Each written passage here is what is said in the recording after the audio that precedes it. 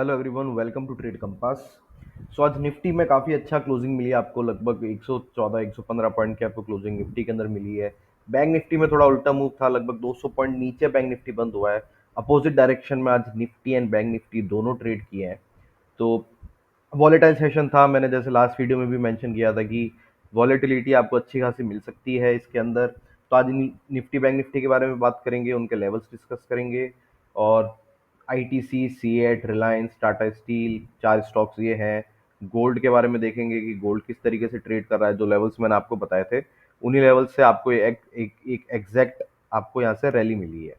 Right, तो इन सब चीज़ों के बारे में बात करेंगे। वीडियो स्टार्ट करने से पहले अगर किसी को वीडियो अच्छा लगे तो प्लीज़ वीडियो को लाइक करना, शेयर करना एंड चैनल को सब्सक्राइब जरूर कर देना। तो अब बात करते हैं निफ्टी की पहले। अब देखो, निफ्टी में मैंने पहले भी कहा था कि बैंक निफ्टी निफ्टी दोनों के अंदर कहा है कि ब्रॉडर मार्केट में वॉलेटिलिटी रह सकती है। अब उसका रीज़न अगेन जो आपके जियोपॉलिटिकल इश्यूज चल रहे हैं, उस चक्कर में आपको वॉलेटिलिटी आने ये पूरे मई मंथ के अंदर आपको दिख सकती है। तो आज उसका आपको यहीं पे एक देख सकते हो आप, नमूना मिल गया है कि अब किस तरीके से। अब यहाँ पे क्लोजिंग तो काफी अच्छी दिख रही है 114 पॉइंट की ऊपर की तरफ, राइट। पर इसमें आज ट्रेड करना बड़ा मुश्किल रहा है। जो भी ऑप्शन बायर था आज, उसको आज निफ्टी बैंक निफ्टी दोनों के अंदर काफी मुश्किल आई होगी ट्रेड करने के अंदर।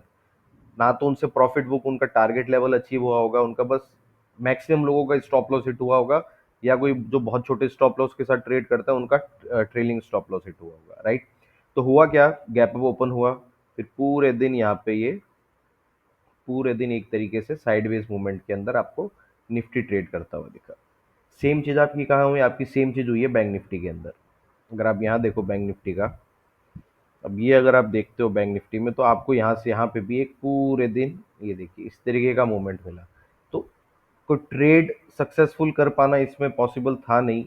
कई लोगों ने कर भी दिया होगा, पर 99% लोगों ने आज अपना स्टॉप लॉस एसएल हिट करके ही घर पे गए होंगे।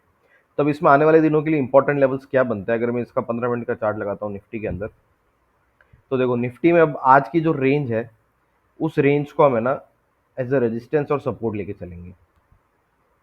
ठीक है, अब वाली रेंज क्या है आपकी, वाला आपकी रेंज आ जाती है 24,400 एंड 24,530 का। आप इसको 550 मान लो, राइट। 24,550 से लेके 24,400, ये जो आपके 130 150 पॉइंट की रेंज है, अगर इस रेंज के अंदर मार्केट रहता है तो हमें किसी तरीके की पोजीशन इसमें बिल्डअप नहीं करनी चाहिए, राइट। अगेन कब करनी है पोजीशन बिल्डअप, जब ये नीचे की तरफ ब्रेक दे, 24,400 का लेवल ब्रेक होता है या 24,550 का लेवल ब्रेक होता है, तब हम लोग किसी भी डायरेक्शन में ट्रेड ट्रेड इनिशिएट कर सकते हैं। अगर 24,400 ब्रेक होता है, देन अगेन पहले भी मैंने बताया था 24,200 का आपको लेवल दिख सकता है नीचे की तरफ। एंड अगर ऊपर की तरफ 24,550 का लेवल ब्रेक होता है, तो आपको जो पहला आपको टारगेट मिलेगा वो आपको ज़्यादा नहीं है, पर हाँ 24,600 पे आपको एक पहला स्टॉप लॉस मिलेगा। एंड उसके बाद फिर ये आपको ऊपर की तरफ वापस से जाएगा, और अब जैसे ये 24,600 के बाद जो आपको पहला स्टॉप लॉस रेजिस्टेंस मिलेगा, वो आपको मिलेगा 24,850 का।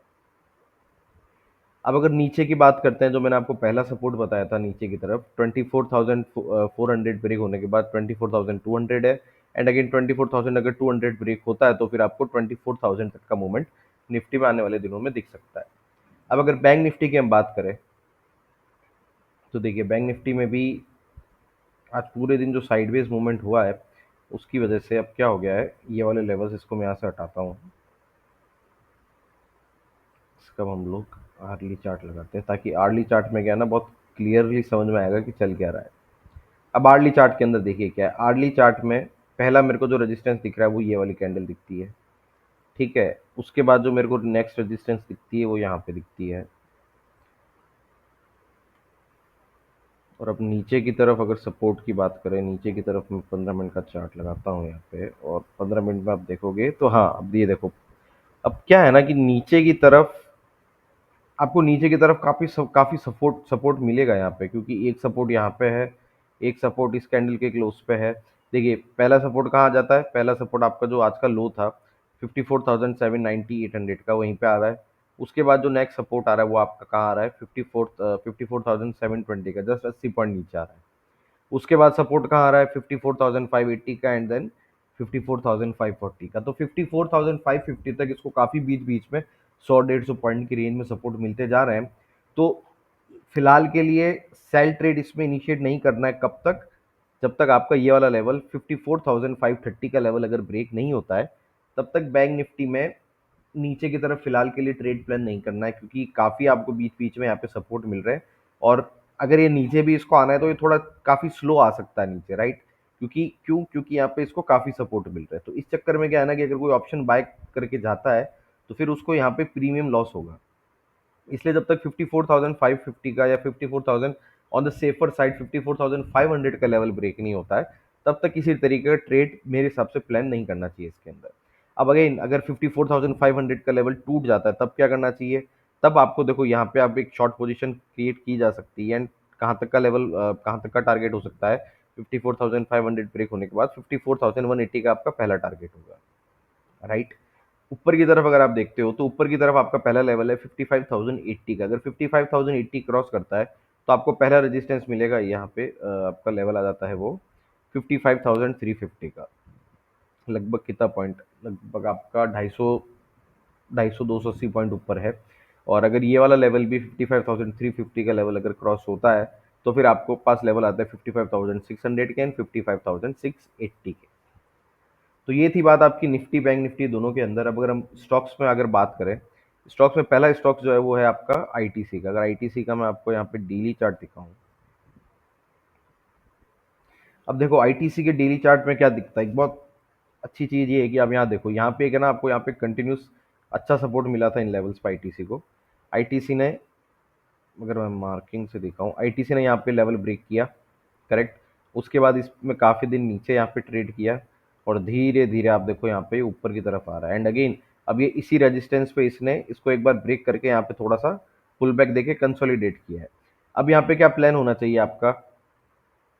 अगर ये वाला लेवल आईटीसी के अंदर ब्रेक होता है, ये देखो ये वाला, अगर आपको 437 या 38 मान के चलो, अगर इसके ऊपर आपको क्लोजिंग मिलती है आर्ली चार्ट में, तब क्या किया जा सकता है? ऊपर की तरफ एक टारगेट बेस्ड आपको ट्रेडिंग मिल सकती है यहाँ पे 470 से लेके 72 तक की, राइट?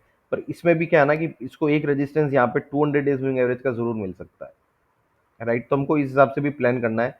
देखो इसमें प्लान आपको किस हिसाब से करना है कि सपोज आपकी कैपेसिटी है कि आप आईटीसी के 100 स्टॉक्स या 100 शेयर आप इस पोजीशन ले सकते हो, 100 शेयर्स की।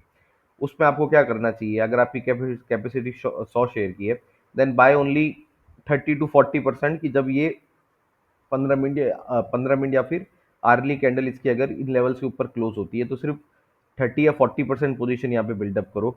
और जब ये अपने 200 डेज मूविंग एवरेज को क्रॉस करता है और उसके ऊपर आपको क्लोजिंग देता है, फिर आप जो आपकी रिमेनिंग क्वांटिटी है उसको आप बाय करके यहाँ तक के लेवल के लिए ट्रेड कर सकते हो। कहाँ तक? 470 तक का। क्योंकि कई बार क्या होता है ना, और मैक्सिमम टाइम ये भी होता है कि यहाँ पे ये जाके इस तरीके से जाके यहाँ पे आपको एक थोड़ा सा रिजेक्शन दिखा दे, राइट? तो इसलिए मैं कह रहा हूँ कि यहाँ पे 100% क्वांटिटी में नहीं जाना है, पर हाँ 30-40% क्वांटिटी यहाँ पे इस पोजीशन पे बिल्डअप की जा सकती है यहाँ पे। एंड अगर 200 डेज मूविंग एवरेज क्रॉस होता है तो उसके बाद फिर आपकी बाकी की पोजीशन बिल्डअप करके 470 तक के, 472 तक के टारगेट देखे जा सकते हैं। सीएट की बात करते हैं। सीएट का मैंने पहले वाले वीडियो में भी डिस्कस किया था कि सीएट में अगर ये वाला लेवल ब्रेक होता है आपका 3272 का, तो उसके बाद आपको एक अच्छा ट्रेड मिल सकता है 3580 तक का, 578 से 580 तक का। तो आप देखो आज लगभग वो वाले लेवल्स तो इसमें अचीव हो ही गए हैं। अगेन यहाँ पे एक थोड़ी सी आपको डोजी कैंडल मिली है, पर उम्मीद ये है कि अगर कल मार्केट थोड़ा सा बाउंस देता है आपको, और जैसे आप अगर यहाँ देखोगे आपको गिफ्ट निफ्टी के अंदर दिख भी रहा है 24,570 पे है फिलहाल निफ्टी। तो अगर आपको कल अच्छा बाउंस मिलता है निफ्टी के अंदर, ठीक ठाक भी मिलता है, तो आपको सीएट इन लेवल्स तक जाता हुआ दिख सकता है, राइट? अब रिलायंस की अगर हम लोग बात करें, रिलायंस में भी अगेन पहले भी लेवल्स डिस्कस किए हुए हैं। ये वाला लेवल ब्रेक होने पे मैंने कहा था कि जो आपका उस दिन आपकी रैली आई थी 1330 का लेवल ब्रेक होने पे मैंने पहले भी मेंशन किया था कि नेक्स्ट जो आपके लेवल्स आएंगे वो 1430 से लेके आपके 14 तक के होंगे। तो आज आपको लगभग वो वाले लेवल अचीव हो गए हैं। 1439 का इसने हाई बनाया है। तो रिलायंस में तो देखो अच्छा खासा मूव मिल चुका है और फिलहाल ये अपने अगेन रेजिस्टेंस पे ट्रेड कर रहा है। अब यहाँ से देखना इंपॉर्टेंट होगा कि किस तरीके से करता है, क्योंकि यहाँ पे ना आपको एक छोटा सा पुल बैक रिलायंस के अंदर दिख सकता है। क्यों? क्योंकि अगर आप इसकी मूविंग एवरेजेस देखो तो मूविंग एवरेजेस इसकी यहाँ कौन से लेवल पे 1352 पे है, तो लगभग 80 पॉइंट नीचे है। तो आप ये एक्सपेक्ट करके चलो कि आपको 1400 पॉइंट तक 1400 तक आपको एक छोटा सा पुल बैक यहाँ पे दिखे। उससे होगा ये ना कि आपका जो 10 डेज मूविंग एवरेज है ये भी इन लेवल्स तक आ जाएगा, एंड अगेन फिर यहाँ पे इसका सपोर्ट लेके फिर ये अपना मूव कंटिन्यू कर सकता है। तो ये एक ट्रेजेक्ट्री है जो कि प्रिडिक्ट क्या है, मतलब मेरे हिसाब से इसका ये एनालिसिस है कि इस हिसाब से ये इस तरीके से ट्रेड कर सकता है। तो इस चीज़ का ध्यान रखना, अगर किसी ने पोजीशन बनाई थी तो फिलहाल के लिए बुक की जा सकती है आपकी 70 to 80% क्वांटिटी यहाँ पे। एंड अगेन अगर छोटा सा पुल बैक आता है तो फिर उसमें वापस से पोजीशन बिल्डअप रिलायंस के अंदर की जा सकती है। अगर बात करें हम टाटा स्टील की, तो टाटा स्टील में यहाँ पे एक अच्छा कंसोलिडेशन दिख रहा है आपको पिछले एक हफ्ते से। तो अगर ये कंसोलिडेशन का ब्रेकआउट होता है, ये मैं लेवल बना देता हूँ यहाँ पे, अगर ये कंसोलिडेशन का ब्रेकआउट होता है 144 का ब्रेकआउट होता है तो फिर आपको एक अच्छा ट्रेड मिल सकता है, कहाँ तक का, 152 तक का पेन पर। अगेन जैसा आईटीसी में था, टाटा स्टील के अंदर भी आपको एक रेजिस्टेंस यहाँ पे इसके 200 डेज मूविंग एवरेज पे मिल रहा है। तो क्या करना है इसके अंदर भी, ब्रेकआउट होने पे 30 to 40% पोजीशन बना लेनी है। अगर ये 200 डेज मूविंग एवरेज क्रॉस कर देता है तो उसके बाद आपको फिर इसमें अपनी पोजीशन ऐड करनी है। कहाँ तक के टारगेट के लिए जाना है, 152 तक के टारगेट के लिए इसमें जा सकते हैं। अब अगर हम गोल्ड की बात करते हैं, तो गोल्ड में देखो, गोल्ड में काफ़ी अच्छा मूव आया है गोल्ड के अंदर। और अगर किसी ने मेरा लास्ट वीडियो देखा होगा तो मैंने मेरे लास्ट वीडियो में भी बहुत क्लियरली मेंशन किया था कि ये वाला जो आपका लेवल था, ये जो सपोर्ट लेवल था, ये जो डार्क ब्लैक लाइन आपको यहाँ पे दिख रही है, ये मैंने कहा था कि जब तक ये ब्रेक नहीं होती है मार्केट का डेली डेली चार्ट पे जो मार्केट स्ट्रक्चर है वो चेंज नहीं होता है। वो अभी भी फिलहाल के लिए बुलिश बुलिश ही है, राइट। तो मैंने बहुत क्लियरली कहा था कि अगर ये वाला लेवल आपका 3268 का लेवल अगर गोल्ड ब्रेक करता है और उसके ऊपर सस्टेन करता है तो फिर एक ऊपर की तरफ वापस से अच्छा मूव मिल सकता है। कहाँ तक का मूव मिलेगा, 3367 तक का आपको मूव गोल्ड के अंदर मिल सकता है, राइट। तो अभी फिलहाल उसी तरीके से ट्रेड कर रहा है। अगर मैं यहाँ पे मूविंग एवरेजेस हटा देता हूँ आपकी, तो क्लियरली आपको पैटर्न्स वगैरह भी इसमें देखना आसान रहेगा। इसका अगर मैं 4 आवर्स का चार्ट लगाऊं तो आप यहाँ पे देखोगे, यहाँ पे इसने काफ़ी अच्छा एक डबल बॉटम टाइप स्ट्रक्चर बनाया है। यहाँ पे एक डबल बॉटम टाइप स्ट्रक्चर बना है और फिर उसमें नेकलाइन का ब्रेक करने के बाद यहाँ से इसने एक अच्छी ऊपर की तरफ मूवमेंट दी है, राइट। तो पहला रेजिस्टेंस इसको यहाँ पे भी कहाँ पे आ रहा है, इसको पहला रेजिस्टेंस जो आ रहा है वो अगेन एक तो ये वाला लेवल है 3320 का, उसके बाद 3331 का, और फिर ये वाला लेवल अगर क्रॉस हो जाता है तो फिर आपको 3367 का लेवल आते हुए दिखता है टाइम में या फिर आज की तारीख में मिल सकता है गोल्ड के अंदर। तो ये आपका एनालिसिस था निफ्टी बैंक निफ्टी का, गोल्ड का, और चार स्टॉक्स भी एनालिसिस किए हैं, चार्ट पैटर्न डिस्कस किए हैं। तो अगर किसी को वीडियो अच्छा लगा हो तो प्लीज़ वीडियो को लाइक करना, शेयर करना एंड चैनल को सब्सक्राइब जरूर कर देना। एंड नोटिफिकेशन ऑन कर देना चैनल के लिए, ताकि डेली बेसिस पे टाइमली मैनर पे वीडियोस आपको मिलती रहे। Thank you so much.